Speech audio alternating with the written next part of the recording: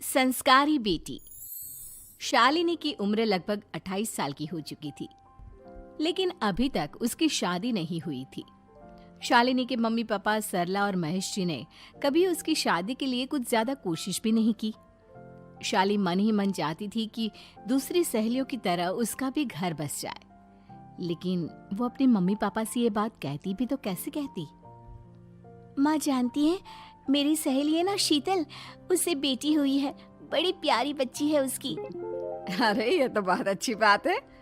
उसकी शादी भी तो 4 साल पहले हो गई थी ना। अब क्या करे बेटा, चाहते हैं तो हम भी यही है कि तुम्हारी शादी हो जाए, लेकिन कोई अच्छा लड़का मिलता ही नहीं। कोई बात नहीं मम्मी पापा, मैं जानती हूँ आप मेरे लिए बहुत अच्छा रिश्ता ढूंढना चाहते हैं, और अभी मेरी इतनी उम्र भी तो नहीं हुई है।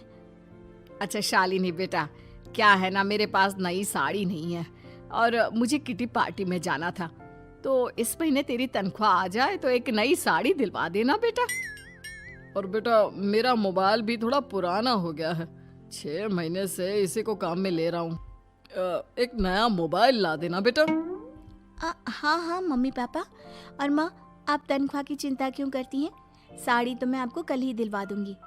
और रही बात आपकी मोबाइल की, तो मैं आज शाम को ही ऑफिस से लौटते वक्त ले आऊंगी। अरे भगवान सबको तुम्हारे जैसी बेटी दे, कितना ध्यान रखती है अपने मम्मी पापा का। पापा, आज आप दुकान नहीं जा रहे हैं क्या? वो क्या है ना बेटा, मेरे सर में जरा दर्द हो रहा है, इसलिए आज दुकान जाने का मन नहीं है। पापा दवाई ले लीजिए, और अगर हो सके तो चले जाइए। इस तरह दुकान बंद रहेगी तो ग्राहक आना बंद कर देंगे ना। अरे बेटा, तेरे पापा की अब उम्र हो चली है और तू है ना हमारी कमाऊ बेटी, इतनी अच्छी नौकरी करती है, हमारा ख्याल रखती है, तेरे पापा को चिंता करने की क्या जरूरत भला है? ठीक है पापा, आप अपना ध्यान रखिए। मैं ऑफिस से लौटते वक्त आपका फोन ले आऊंगी। और माँ, आपकी साड़ी हम कल लेकर आएंगी। शालिनी के जाने के बाद क्या करे, शालिनी के लिए सच में कोई लड़का ढूंढकर उसकी शादी करवानी है क्या? अरे पागल हो गई हो क्या? वो शादी करके इस घर से चली गई तो हमारे खाने के लिए पैसे कहाँ से आएंगे? जानती हूँ वैसे भी आपको ना दुकान पर जाने में, काम करने में आलस आता है, अच्छे से पहचानती हूँ आपको। हाँ तो क्या हुआ, बेटी नौकरी करती है, जब बच्चे माँ बाप की कमाई पर मजाक कर सकते हैं तो क्या माँ बाप बच्चों की कमाई पर थोड़े दिन चैन से जी नहीं सकते? अरे वो तो हम जी रहे हैं ना, देखा ना हमारी बेटी एक ही बार में हमें मोबाइल और साड़ी दिलाने के लिए कैसे फट से तैयार हो गई। एक दिन सरला की एक पड़ोसन अपने भतीजी का रिश्ता लेकर सरला के घर आती है। सरला बहन, ये मेरा भतीजा है प्रशांत, इसके लिए रिश्ता ढूंढ रही थी बहुत दिन से। अचानक से तुम्हारी बेटी का ख्याल आया। इतनी सुंदर और अच्छी नौकरी वाली लड़की है, मुझे तो बहुत पसंद है। अरे तुम्हारे पसंद करने से क्या होता है, मेरी बेटी को भी तो तुम्हारा भतीजा पसंद आना चाहिए ना।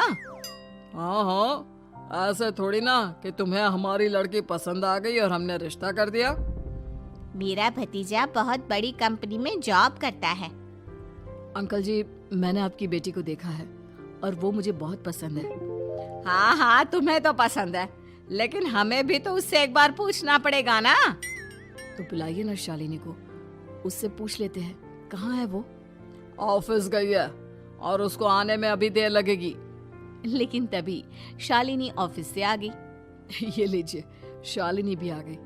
अब आमने सामने ही बात कर लेते हैं। आओ आओ शालिनी बेटा, इससे मिलो। मेरा भतीजा प्रशांत प्राइवेट कंपनी में अच्छी जॉब करता है। अब बेटा, तुम्हें ये लड़का पसंद है क्या? देखो बेटा, सोच समझ कर हाँ करना, तुम्हारे ऊपर कोई जबरदस्ती नहीं है। मम्मी पापा, प्रशांत की जॉब और उसकी बातें सुनकर मुझे तो काफी अच्छा लगा। मैं उससे शादी करने के लिए तैयार हूँ। ये लो, सारा मामला यहीं के यहीं निपट गया। लड़का और लड़की राजी हैं, तो अब हमें क्या। सरला की पड़ोसन और प्रशांत वहां से चले जाते हैं। अगले दिन, क्या हुआ मम्मी पापा, आप इतने उदास क्यों लग रहे हैं? वो क्या है ना बेटा, तुमने शादी के लिए हाँ कर दी उस लड़के के साथ। तो क्या हुआ माँ, उस लड़के में कोई खोट है क्या? आपको वो पसंद नहीं? अरे नहीं नहीं बेटा, जिसमें तुम्हारी खुशी उसमें हमारी खुशी। हमें भी लड़का पसंद है। तो फिर क्या बात है? अगर कुछ भी है तो आप मुझे बता सकते हैं। तुम्हारी माँ ये सोच सोच कर परेशान है कि तुम्हारे बाद हमारा क्या होगा। तुम हमारी इकलौती बेटी हो, हमारा बुढ़ापा कैसे कटेगा। अब बेटा, हम अपने बारे में सोचकर तुम्हें जिंदगी भर शादी करने से रोक तो नहीं सकते ना। जाओ, तुम अपनी जिंदगी में खुश रहो। हमारा क्या है, जैसे तैसे जी लेंगे। हाँ, बात तो सही है बेटा। कैसे भी करके मैं दुकान का काम कर लूंगा। तुम और प्रशांत शादी करके खुश रहो।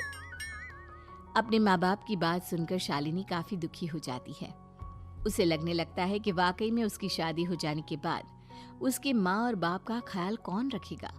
और यही सोचकर वो एक दिन प्रशांत से मिलती है।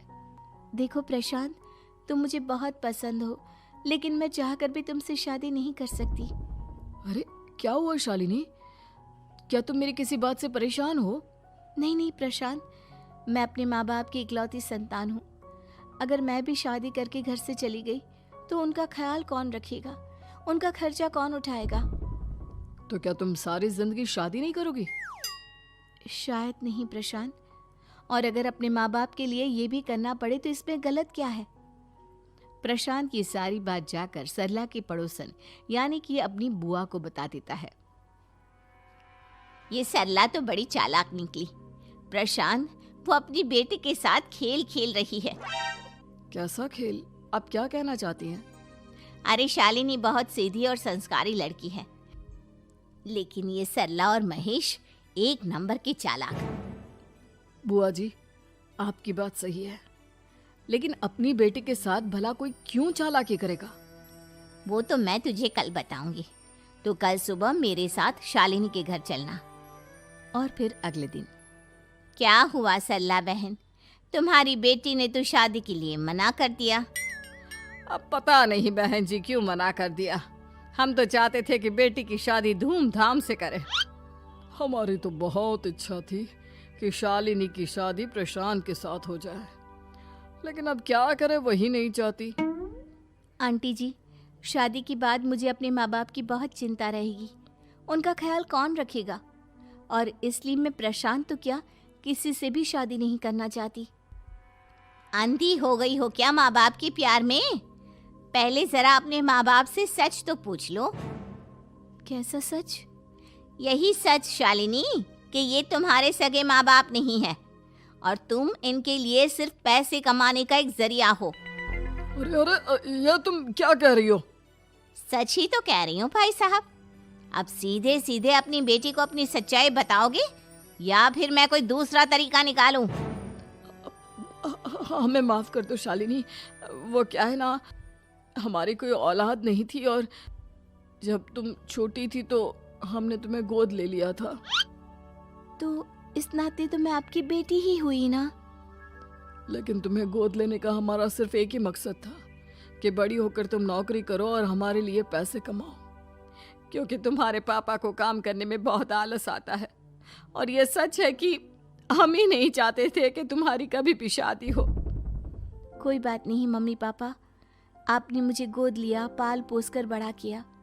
भले ही उसके पीछे आपका कोई भी इरादा सही, लेकिन मैं आपकी बेटी हूँ। शादी तो मैं प्रशांत के साथ कर लूंगी, लेकिन उसके बाद भी जिंदगी भर आप दोनों का ख्याल रखूंगी। शालिनी की बातें सुनकर सरला और महेश को अपनी गलती का एहसास होता है और वो उससे माफी मांगते हैं।